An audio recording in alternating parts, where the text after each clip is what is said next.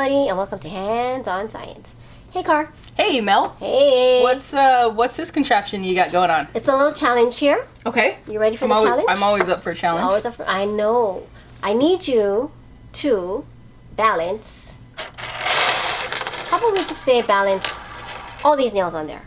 All of them? Oh, I don't even know if I can do one. Yeah. Okay. Or as much as you can. Okay, I can try for as many as I can. Okay. That's one. That's one. That's still zero now. Still not enough. There's okay, one. I'm gonna try one more time. One more chance.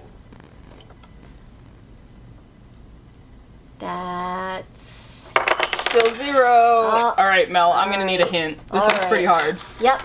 It's actually pretty simple. We're gonna lay one nail this way, and then we're gonna line it up back and forth. You know, opposite ends. One on each. Like every side. other. Every other. Okay. Like that. Yep. We could add a few more in there. What do you think? That's Oh, good. Yeah, Yeah, because there's some space over there.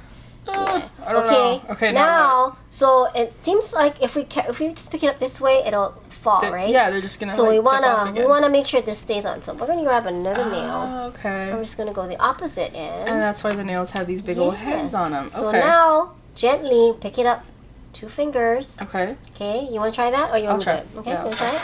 Because I could get that one to balance Yes. sideways. So I should. And lay it right in the middle, and you should be able to balance. I did it! Oh, that's so cool! Ta-da! And that just looks cool. It is. It is cool, actually. Mel, thanks for bringing this activity in. Guys, if you liked this activity as much as I did, please make sure to subscribe for more Hands on Science. We'll see you next time. Bye.